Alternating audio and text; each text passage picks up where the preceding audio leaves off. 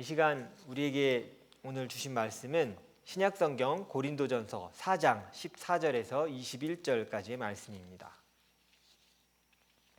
신약성경 고린도전서 4장 14절에서 21절까지의 말씀입니다. 우리 하나님의 말씀을 경외하는 마음으로 다 함께 자리에서 일어나셔서 우리가 한 목소리로 읽도록 하겠습니다. 14절부터 21절까지 우리 한 목소리로 봉독하도록 하겠습니다. 내가 너희를 부끄럽게 하려고 이것을 쓰는 것이 아니라 오직 너희를 내 사랑하는 자녀같이 권하려 하는 것이라.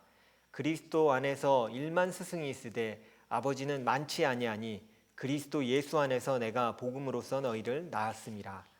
그러므로 내가 너희에게 권하노니 너희는 나를 본받는 자가 되라.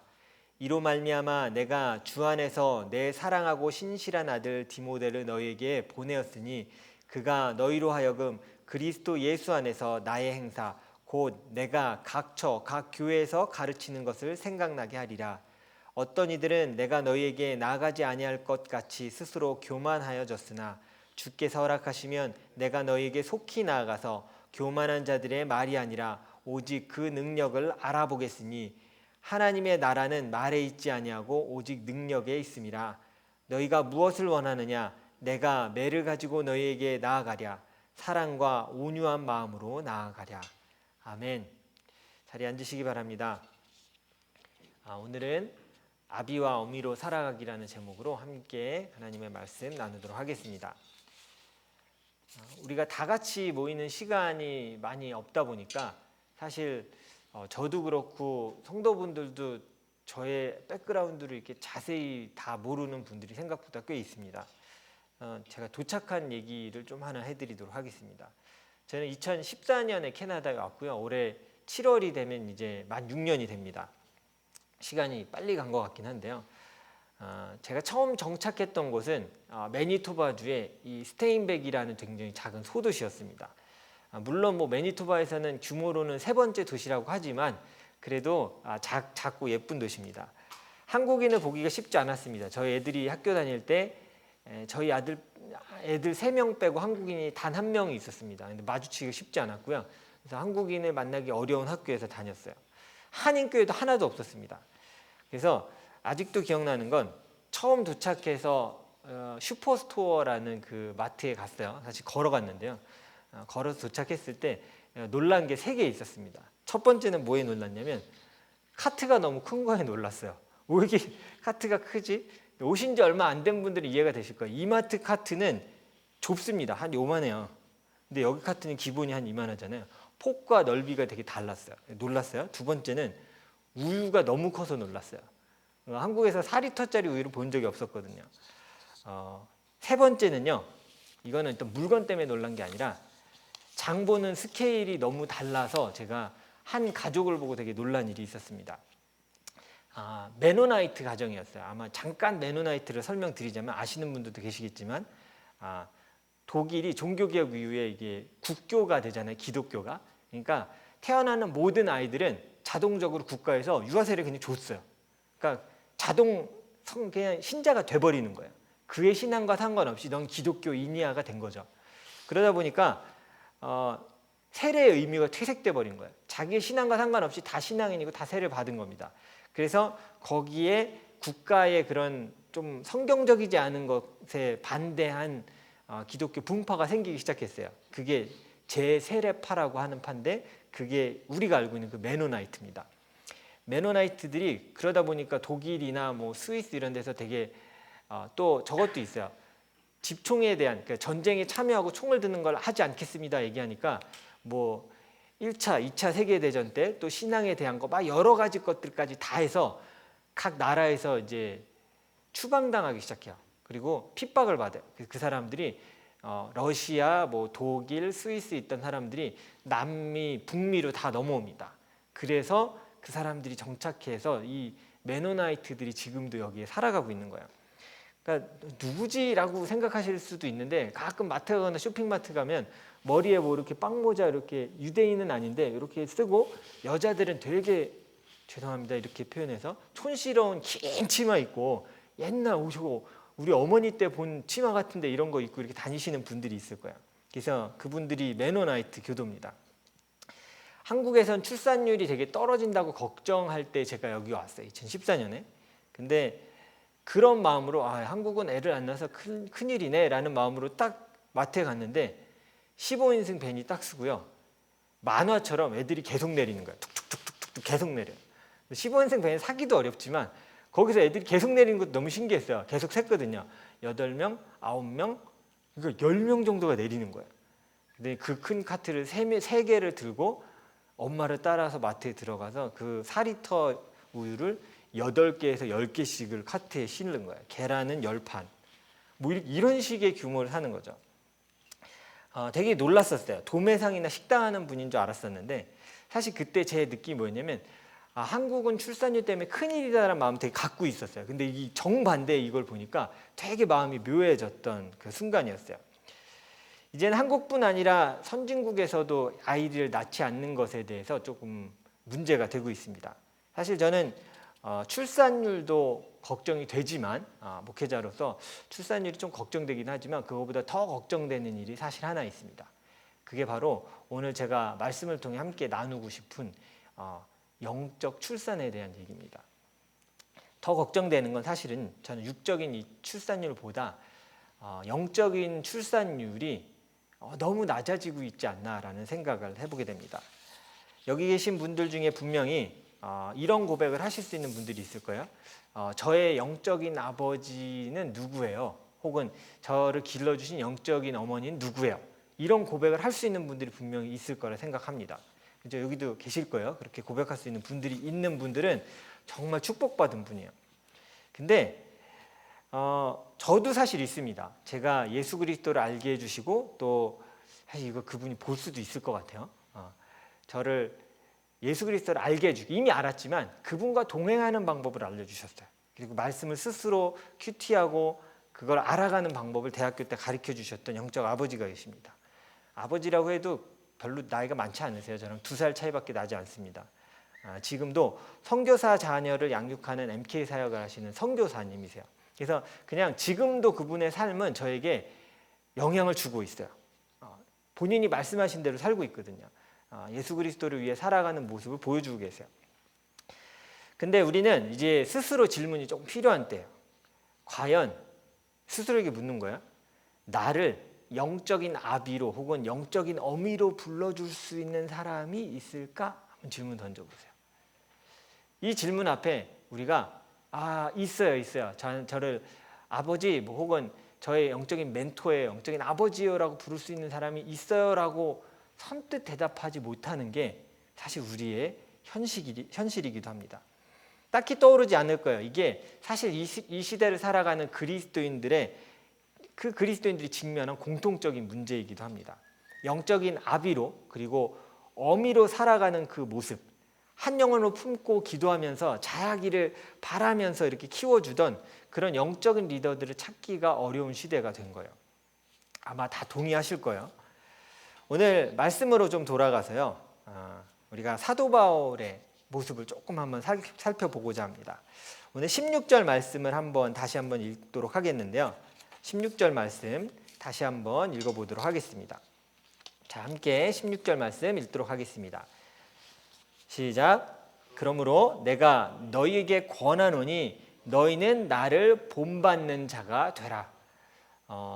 사실 저는 감히 못할 것 같거든요. 근데 사도 바울이 고린도 교인들을 향해 지금 이렇게 얘기하는 거야.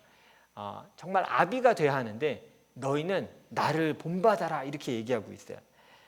저도 사실 이 말씀 묵상하면서 어떤 마음이 제 안에 이렇게 쓱 나왔냐면 주님 저도 닮고 싶습니다.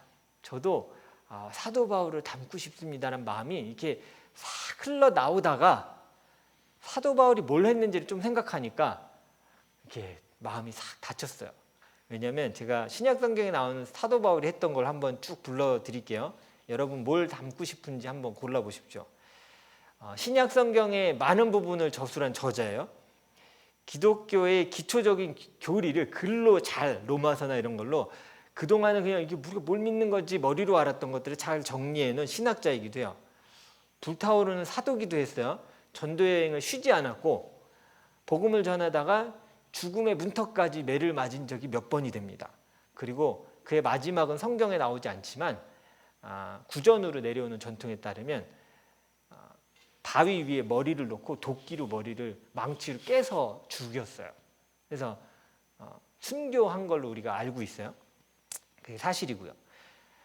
자, 바울이 우리에게 얘기합니다. 너는 나를 본받는 자가 되라. 그러면 사실 여기서 네 라고 대답할 수 있는 사람 별로 없을 것 같아요. 사실 이게 저의 고민이기도 했어요. 그리고 아마 여러분들이 다음 이게 주일 본문이기도 할 거예요. 주일 본문이기도 할 텐데 우리가 사실 이 말씀 앞에서 선뜻 사도 바울을 닮아서 내가 살아가겠고 그것대로 살겠습니다라고 말하기가 어려워요. 그래서 사실 이 질문은 하나님 앞에서 제가 먼저 시작된 거예요. 하나님, 그럼 제가 닮을 건 없나요?가 질문이었어요.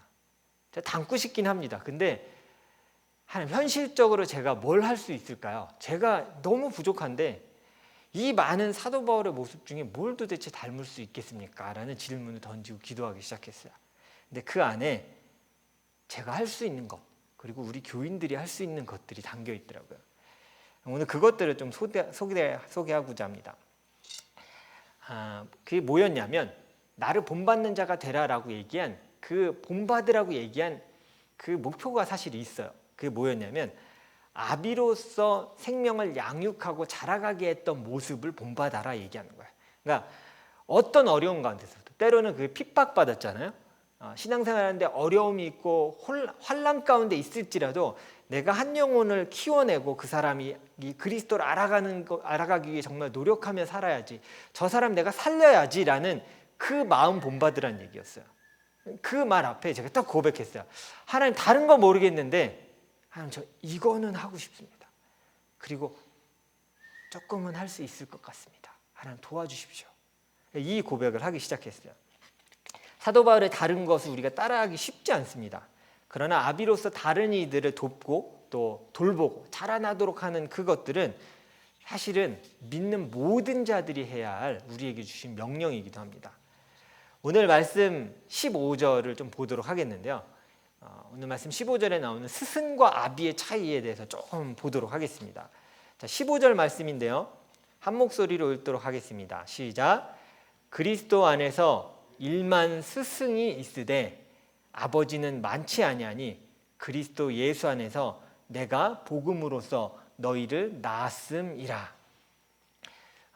사실은 저도 처음에 이걸 그냥 이렇게 한글로 읽었을 때는 너무 과격하지 않을까라는 생각을 했어요. 그러니까 우리 선생님들도 있고 많은 분들이 계시는데 스승은 너무 많지만 아비는 없어. 그러면 그냥 아비는 중요해라고 생각할 수도 있겠지만 스승이 도대체 뭘 말하는지를 잘 생각하지 않잖아요. 그래서 제가 좀 원어를 찾아봤어요. 그래서 이 스승이란 단어는 파이다고고스라는 단어예요. 근데 이게 우리가 아는 스승과 선생님의 개념이 좀 많이 다른 단어예요. 이게 뭐냐면 이 시대, 로마 시대에 종들이 많이 있잖아요. 종들의 역할이 다 많아요. 뭐 이렇게 집안일 하는 사람, 혹은 뭐 밭 짓는 사람, 농사일 하는 사람, 이게 다 달라지면 여기서 말하는 이 스승이란 단어를 쓸 때 일단 파이다고고스는 무슨 종이냐면 종의 일종인데 자녀를 배울 수 있도록 돕는 종이에요. 그러니까 학교 갈 때 데리고 가고요. 그 뭐 배우러 스승한테 찾아갈 때 이게 데리고 가줘요. 그래서 다른 데서는 이걸 뭐라고 표현하기도 하냐면 몽학 선생이라고도 표현하는 단어예요, 이게. 그래서 종인데 데리고 다니면서 그냥 이렇게 해주는 거야. 그러니까 이걸 잊으면 안 돼요. 우리가 알고 있는 놀라운 가르침을 주는 스승을 얘기하는 게 아니라 그냥 자기가 가지고 있는 지식을 가지고 그냥 이렇게 살짝 도와주는 사람을 얘기하는 거예요. 그냥 업무로서, 일로서 그 일들을 감당하는 사람들을 비유적으로 바울이 얘기하는 거예요. 그러니까 스승을 다 비난하고자 하는 게 아니라 아비의 모습에 비교해서 그냥 일로서 일들을 하는 사람들을 비교해서 얘기하고자 이 단어를 꺼낸 거예요. 우리가 좀 이 배경을 알면 좀 더 이해하기가 쉬운데요. 지금 이 고린도 전서니까 어느 교회를 위해 쓰는 편지죠? 고린도 교회를 향해 쓰는 편지예요. 고린도는 제가 말씀드렸다시피 철학의 중심지기도 했어요. 철학이 굉장히 많이 유입돼서 그 단순히 그리스 철학뿐만이 아니라 그 지역에 있는 여러 철학과 지혜자들이 그곳에 모여서 서로의 지혜를 뽐내기도 했어요. 그래서 성경을 보면요, 사도행전이나 그 당시의 배경을 보면 어떤 일들이 있었냐면, 고린도에서 많이 있었던 일들이, 아테네도 마찬가지지만 지혜자가 이렇게 광장 같은 데 딱 나오는 거예요. 광장 문화니까요. 나와서 제가 새로운 지식을 여러분에게 알려드리겠습니다. 그리고 자신의 철학을 설파하기 시작하는 거예요. 거기서. 그럼 사람들이 모여서 막 들어요. 그리고 이전에 몰랐던 걸 깨닫게 해주면 박수 쳐주는 거야. 그리고 그 자리에서 돈을 줘요. 당신의 가르침은 대단한 깨달음이 있습니다. 그러니까 약간 지식 배틀처럼 자신의 지식을 뽐내는 사람들이 도시에 많았어요. 그리고 그것을 업으로 삼았어요. 그러니까 자기가 알고 배웠던 것들을 막 설명해줘 사람들이 깨닫게 해주는 거야. 그리고 그것을 이렇게 돈을 얻었어요. 그래서 저는 약간 무슨 생각이 딱 들었냐면, 딱 요즘 표현으로 뭐냐면 지식 버스킹이에요. 그러니까 자기가 아는 그 지식을 막 얘기하고 버스킹해놓고 이렇게 돈 받아서 그걸로 살아가는 거예요. 근데 여러분 잘 알고 계실 거예요. 사도 바울이 선교를 했지만 고린도에서는 자비랑 선교를 했었어요. 아마 들어보신 적이 있을 거예요. 천막 짓는 일을 했습니다. 사도행전 18장 3절을 같이 보도록 하겠습니다. 사도행전 18장 3절입니다. 제가 읽어드릴게요. 생업이 같음으로 함께 살며 일을 하니 그 생업은 천막을 만드는 것이라. 이게 사도행전에 나오고 있어요. 근데 이 앞에 누가 나오냐면 브리스길라와 아굴라라는 사람이 나와요. 이 사람들의 업도 천막 짓는 거였어요. 근데 바울도 이것을 할 줄 아는 사람이었어요. 그러니까 바울의 집이 이 천막 만드는 것과 관련이 있을 거다라고 신학자들은 추정을 해요. 그러니까 나도 어릴 때부터 배워왔던 거니까 셋이 업을 했어요. 그러니까 왜 바울이 여기서 천막 만드는 걸 했냐면 지식 버스킹 안 하려고 그런 거예요. 다른 철학인들은 막 얘기하면서 돈을 받잖아요. 그러니까 사도 바울이 처음에 예수 그리스도를 선포하니까 사람들이 어떤 오해를 했냐면, 제가 끝나면 저 돈 달라고 그럴까요? 그리스도는 생명이고 하나님의 아들입니다 막 이게 얘기했는데 사람들이 와 박수치고 돈을 주면서도 욕할 수도 있잖아요. 저게 지식을 뽐낸 거야. 근데 바울이 그걸 일절 안 받은 거야. 뭐라고 얘기했냐면, 그리고 나는 여기에서 천막 지으면서 그리스도의 복음을 전하겠다는 거야. 내가 돈 벌기 위해 이것을 한 것이 아니라 아비의 마음으로 너에게 생명을 주기 위해, 너희를 자라게 하기 위해 여기에서 내가 한 사역들을 잊지 말라고 얘기하는 거예요. 이게 오늘 이 배경을 알고 있으면 왜 이 스승에 대한 얘기를 했는지 우리가 좀 알 수 있는 거예요. 사랑을 담아서 양육하고 돕는 아비가 되라고 얘기하는 거예요. 그냥 지식을 뽐내는 자, 내가 니들보다 이게 좀 나아라고 얘기하는 게 한국말로 어렵습니다. 조금 더 내가 배려해라고 하는 그 사람들은 가짜 선생이라고 얘기하는 거예요. 오늘 이 바울이 그걸 비교하는 거야. 아비에 비교하자면 일만 스승이라고 얘기하고 있는데, 이 일만은 무수한이라는 뜻을 갖고 있어요. 이게 10,000 얘기하는 게 아니라 무수한 스승이 세상에 많아. 자칭 내가 스승이라고 말하는 자, 철학을 설파하고 막 자기 지식을 말하면서 내가 너희의 스승이다라고 말하는 사람이 이 세상에 무수히 많지만 정말 삶을 다해서 포기하면서 한 사람을 사랑하고 키워내는 그 아비는 적다라고 얘기하는 거예요. 그러면서 뭘 얘기했냐면, 너희가 그 아비의 모습을 나에게 본받으라 라고 오늘 얘기하고 있는 거예요. 가짜 선생은 생명을 낳지 못해요. 지식이 생명을 낳지 못합니다. 사랑이 생명을 길러내는 거예요. 지식이 많다고, 지식이 있다고 생명이 키워지진 않습니다. 우리가 부모님을 또 어떤 분들은 존경하는 분들이 대부분이지만 가끔 좀 어려움이 있어서 존경하지 못하는 분들도 분명히 있을 거예요. 그럼에도 불구하고 감사한 마음이 모두에게 우리가 있어요. 그럼 우리가 왜 감사하고 존경할까요? 혹시 그분들이 지식적으로 뛰어나서인가요? 아니요. 사실은 한번 물어보세요. 주변인들에게. 오히려 지식이 뛰어난 부모를 가졌다고 해서 감사하는 마음이 더 있지 않아요. 물어보면.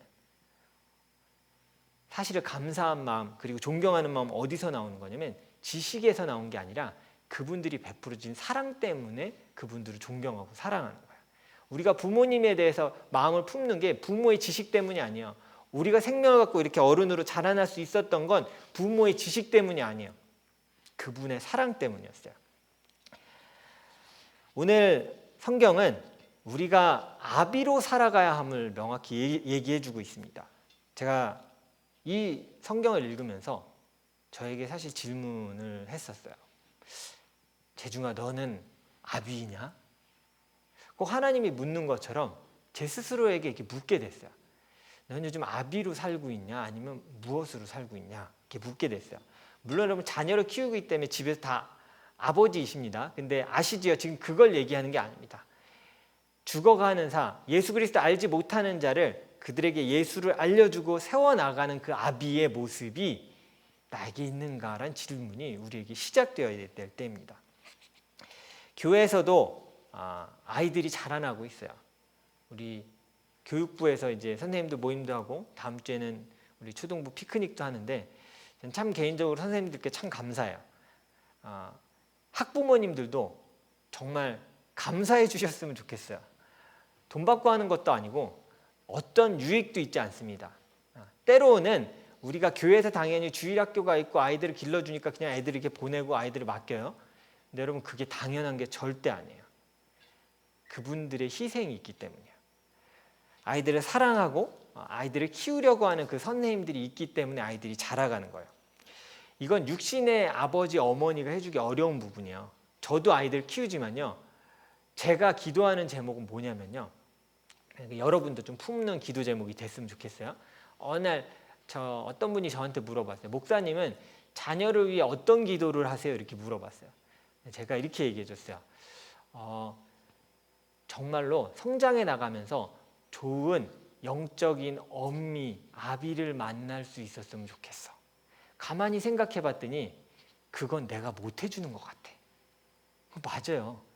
육신의 아빠 엄마는 키우고 하느라 물론 성경적으로 알려주고 키워줄 수 있지만 걔의 인생을 끝까지 옆에서 해줄 수가 없어요.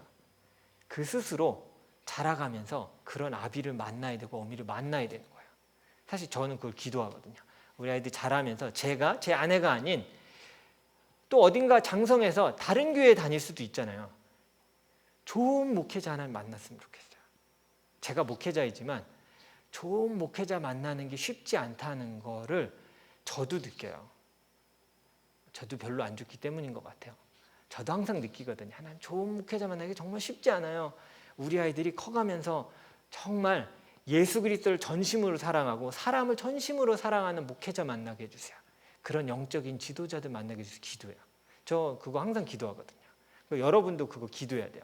근데 뭘 또 해야 하냐면 하나님 사실은 그렇게 기도해 놓고 여러분이 영적인 아비와 어미가 되지 않는다면 그것처럼 이기적인 기도가 없어요. 이게 무슨 소리냐면 내가 낳았어요? 내 자식이야? 뻐꾸기 부모 되는 거야. 내 새끼 누가 좀 키워줄 수 없어요? 남의 둥지에 좀 갖다 놓을 수 없어요를 기도하는 것과 똑같아요. 누군가 내 아이에게 영적인 아비가 되기를 원한다면 어비가 되기 원한다면 우리가 해야 될 건 뭐냐면 나도 누군가에게 누구의 자녀에게 영적인 아비가 되겠습니다. 영적인 어미가 되겠습니다라고 하나님 앞에 결단하고 헌신하는 것들이 필요해요. 우리는 우리의 자녀들이 그런 영적 아비와 어미를 만날 수 있도록 기도해야 하며 또한 하나님 앞에 이렇게 기도를 시작해야 돼요. 하나님, 나도 영적인 좋은 아비, 좋은 어미로 살아가고 싶습니다라고 다시 기도하기 시작하셔야 돼요. 어느 순간 한국교회 가운데 그리스도인들 가운데 이 기도가 사라졌어요. 이거 인정해야 돼요. 내가 내 삶 살아가는 것 열심히 내고 어떻게 하면 우리 가정 잘 꾸릴 수 있을까는 기도하는데 하나님 내가 정말 평생을 다해서 좋은 아비가 되고 싶습니다. 하나님 나 진짜 좋은 어미가 되고 싶습니다라는 기도가 우리 안에 끊어졌어요. 그래서 제가 아까 얘기했잖아요. 우리에게는 고백이 있어요. 저의 영적인 아버지는 누구예요? 이런 고백이 우리한테는 있어요. 그러면 우리 다음 세대는 어떻게 할 거예요? 우리의 자녀 세대는 그런 고백이 있어야 하지 않겠어요? 저의 영적인 아버지는 누구예요? 영적인 어머니는 누구예요? 라는 고백이 우리 자녀들에게도 반드시 나와야 돼요. 그건 네가 해가 아니에요. 그건 내가 해야 되는 일이에요. 우리 교인 모두가 그것에 대한 사명을 가지셔야 돼요. 내 자녀 누가 키워주겠지, 내 자녀 영적으로 누가 교육해 주겠지가 아니라 내가 해야 되는 거예요. 내가 집에서도 하지만 남의 자녀들을 위해, 또 다른 이들을 위해, 장성한 청년들, 장년들, 예수 그리스도를 알지 못하는 자들 내가 키우겠습니다라는 마음으로 그 일들을 내가 감당해 나가야 하는 거예요. 영적인 아비를 꿈꾸십시오. 그리고 영적인 어미를 꿈꾸셨으면 좋겠어요. 제가 어제 구역 예배 할 때도 잠깐 이 얘기를 나눴어요. 요즘 제 고민이 있습니다. 제 고민은 뭐냐면요, 리오픈되고 이제 이 자리에 다시 우리가 다 모이게 될 날이 분명히 올 거예요. 여러분 소망하시죠? 아멘? 아멘 들리는 것 같아요. 네. 각 집에서 들리는 것 같아요. 우리 여기 다 모일 걸 소망해요. 근데 그때가 돼서 분명히 하나님이 새로운 사람들을 보내주실 거예요. 예수 그리스도를 알지 못한 사람들을 분명히 하나님 보내주실 거라는 확신이 있어요. 근데 만약에 우리 안에 아비로 어미로 준비가 하나도 안 됐다면 어떡하지? 그냥 우리 리오픈 되면 좋겠다만 그냥 생각하고 있고, 하나님이 진짜 부어주시기를 준비하고 있는데 하나도 준비하지 않았다면, 그 영혼을 사랑하는 마음, 그들이 어떻게 예수님을 알아가게 돕지? 그들의 성장을 위해 우리가 어떻게 도울 수 있을까? 내가 할 건 없을까라는 그 아비의 마음이 준비되어 있지 않는다면 그건 우리한테 재앙일 수 있어요. 하나님이 아무리 많이 보내주셔도 새신자를, 그거 우리한테 재앙이 될 수도 있어요. 감당도 못하고요, 어떻게 해야 될지도 몰라서 서로 우왕좌왕하는 거야. 서로 상처 입히고 돌봐주지도 못하고 정작 그런 얘기 다 나오는 거야. 교회에서 우리를 돌봐주지 않아요. 사랑하지 않아요. 만약에 우리가 준비되지 않으면 그런 일이 현실로 벌어질 수 있는 거예요. 그래서 우리는 아직 리오픈되지 않았지만 다시 기도 시작해야 돼요. 하나님, 내가 영적인 아비로 살아가겠습니다. 영적인 정말 그 어머니로 살아가고 싶습니다. 나를 써주십시오라는 그 기도가 우리에게 시작돼야 하는 거예요. 누군가에게 이 고백 듣고 싶지 않으세요? 난 저분 때문에 예수님 알게 됐고 신앙생활 하게 됐어요. 하나님 알게 됐어요. 그 말을 듣는다면 여러분, 그 인생은 정말 가치 있는 인생이에요. 오늘 성경에서 말한 아비의 모습, 정말 그 어미의 모습이 딱 그 모습인 거예요. 그것이 삶의 소망이 되어야 합니다. 여러분, 우리가 이렇게 모여서 예배를 못 드리다 보니까 기도 생활도 멈춰지고, 때로는 저한테 이렇게 나눔할 때도 얘기하신 분들이 있어요. 어느 순간 자꾸 큐티가 뚝뚝 끊어져요. 잘 안 돼요. 맞아요. 그게 현실이에요. 그런데 멈추지 마세요. 그리고 다시 기도를 시작하셨으면 좋겠어요. 하나님, 나를 다시 영적인 아비와 같은 자로 세워주십시오. 영적인 어미로서 우리 공동체를 섬길 수 있는 자가 되게 하여 주십시오라고 기도 시작하셨으면 좋겠어요. 그래서 정말 소원하는 건 뭐냐면, 여러분, 각 교회에서 순장 세울 때 굉장히 힘듭니다. 다 경험해 보셔서 알 거예요. 순장하면 안녕히 계세요 그리고 다 가버려요. 전화하면, 목사가 전화하면 안 받아요. 왠지 아세요? 그 순장 임명할 그 기간이 있잖아요. 그때 목사님 전화를 피하라는 그 얘기를 제가 들었어요. 목사님, 사실은 그때 되면 목사님 전화를 안 받는데요. 왜요? 그랬더니 뻔하잖아요. 갑자기 그 월에 그 연말에 딱 여름 전에 전화 오는 건 순장이나 총무하라고 전화하는 거니까 안 받는데요. 근데 그 말 듣는데 가슴이 되게 아픈 거야. 그러니까 미워서 이런 게 아니라 우리가 어쩌다 이렇게 됐을까. 저는 모든 분들이 사실 소망했으면 좋겠어요. 한 가정이라도 내가 순장으로 여기 아비처럼 품어주고 싶다. 이거 모든 분들의 꿈이었으면 좋겠어요. 순장 힘들어서 못 해먹겠다가 아니라, 물론 우리 순장님 중에 그런 분이 한 분도 없습니다. 할렐루야. 네, 아무도 없어요. 그 마음이 아니라 한 가정이라도 좋으니까, 한 명이라도 좋으니까 하나님, 저 영적 아비를 좀 해볼게요. 제가 힘은 없지만, 능력은 없지만 제가 해볼 테니 하나님 저에게 힘을 더해 주십시오라고 기도해야 돼요. 오늘 정말 그 말이 너무나 필요한 때예요. 오늘 바울이 얘기했던 나를 본받으라라고 얘기한 그 본받으라라는 이 말은요, 이 원어 안에 어떤 뜻이 담겨 있냐면, 그냥 수동적으로 형태를 이렇게 하면 따라하고, 뭐 이렇게 걸으면 걸음을 따라하는 이런 초보적인 행위를 따라하는 게 아니에요. 나를 본받으란 뭐냐면, 내가 하는 것을 따라하고, 두 번째 뭐냐면 내가 가르친 것에 순종하라는 얘기가 들어있어요. 본받으라는. 그러니까 오늘 뭐라고 얘기하냐면, 너희가 아비가 되어야 함을 성경은 얘기하고 있어요. 오늘 이 예배 참여하시고 또 말씀 앞에 서 있는 모든 분들에게 예수 그리스도의 이름으로 권면하겠습니다. 아비됨을 다시 기도하십시오. 어미됨을 위해 기도하셨으면 좋겠어요. 어느 순간 우리가 영혼을 품는 기도를 잘 안 해요. 근데 이건 어떤 문제가 나냐면 아까 제가 얘기했던 우리 다음 세대, 자녀 세대에게 영적인 아비와 어미가 없어질 수 있는 거예요. 이게 되게 무서운 얘기예요. 우리는 누리고 살았잖아요.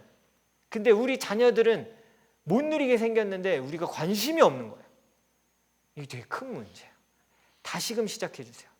제가 어디 가서 이 설교를 하겠습니까? 우리 교회니까 이렇게 설교할 수 있는 거야. 우리 모두 성도가 이 아비의 마음을 다시 회복하고 다시 품고 기도한다면 하나님 반드시 응답해 주실 거예요.